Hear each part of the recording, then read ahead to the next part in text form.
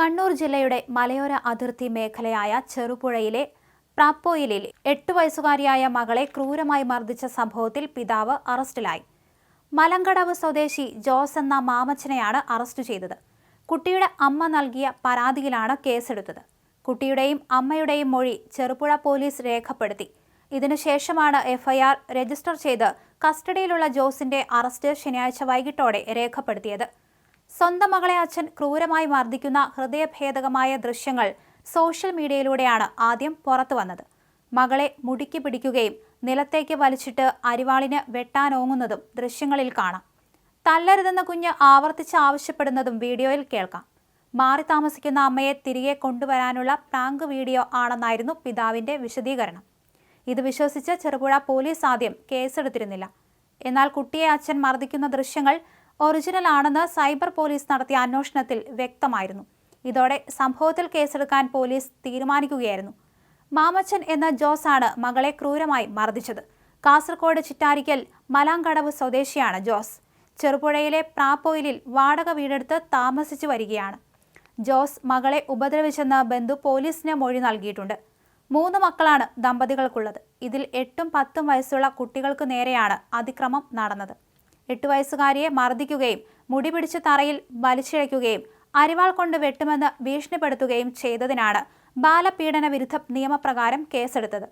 കുട്ടികൾക്കെതിരെയുള്ള അതിക്രമം തടയാൻ കർശനമായ നടപടി സ്വീകരിക്കുമെന്ന് വിഷയത്തിൽ ഇടപെട്ട മന്ത്രി വീണ ജോർജ് പ്രതികരിച്ചു.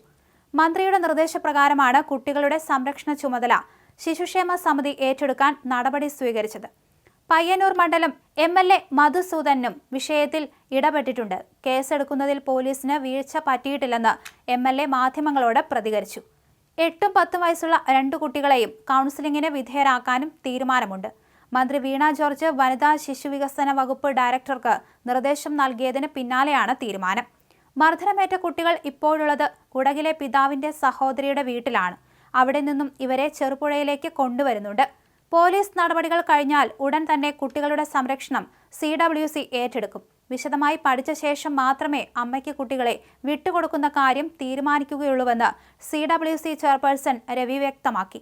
കുട്ടികളെ ഉപദ്രവിക്കുന്നവർക്കെതിരെ കർശന നിയമ നടപടി സ്വീകരിക്കുമെന്ന് വനിതാ ശിശു വികസന വകുപ്പ് മന്ത്രി വീണ ജോർജ് നേരത്തെ വ്യക്തമാക്കിയിരുന്നു. ഇതിനിടെ 8 വയസ്സുകാരിയെ അച്ഛൻ മർദ്ദിക്കുന്നത് മുൻപ് തന്നെ ശ്രദ്ധയിൽപ്പെട്ടിട്ടുണ്ടെന്ന് കുട്ടിയുടെ അമ്മയുടെ സഹോദരി അനിത മാധ്യമങ്ങളോട് വ്യക്തമാക്കി. അമ്മയ്ക്കൊപ്പമായിരുന്ന കുട്ടികളെ അമ്മ ജോലിക്ക് പോയ സമയത്ത് പിതാവ് കൂട്ടിക്കൊണ്ടുപോയതാണ്. കുറ്റാരോപിതനായ ഇയാൾ കുട്ടികളുടെ അമ്മയെയും മർദ്ദിച്ചിട്ടുണ്ടെന്നും ഇതുമായി ബന്ധപ്പെട്ട് ചിറ്റാരിക്കൽ പോലീസ് സ്റ്റേഷനിൽ കേസ് കൊടുത്തിട്ടുണ്ടെന്നും അനിത പറഞ്ഞു. മർദ്ദനത്തിന് ശേഷം പേടിച്ചുപോയ കുട്ടികൾക്ക് ഉറക്കമില്ലെന്നും പഠിത്തം നടക്കുന്നില്ലെന്നും അനിത പോലീസിനോട് പറഞ്ഞു. ഇതെല്ലാം കണക്കിലെടുത്താണ് ശിശുക്ഷേമ സമിതി കുട്ടികളുടെ സംരക്ഷണം ഏറ്റെടുക്കാനും കുട്ടികൾക്ക് കൗൺസിലിംഗ് നൽകാനും തീരുമാനിച്ചത്. ദിവസങ്ങൾക്ക് മുൻപാണ് നാടിന് നടുക്കിയ സംഭവമുണ്ടായത്. കുടുംബ വഴക്കിനെ തുടർന്ന് ഇയാളുടെ ഭാര്യയും മക്കളും ബന്ധുക്കളുമായി അകൽച്ചയിലാണെന്ന് അയൽവാസികൾ പോലീസിന് മൊഴി നൽകിയിട്ടുണ്ട്.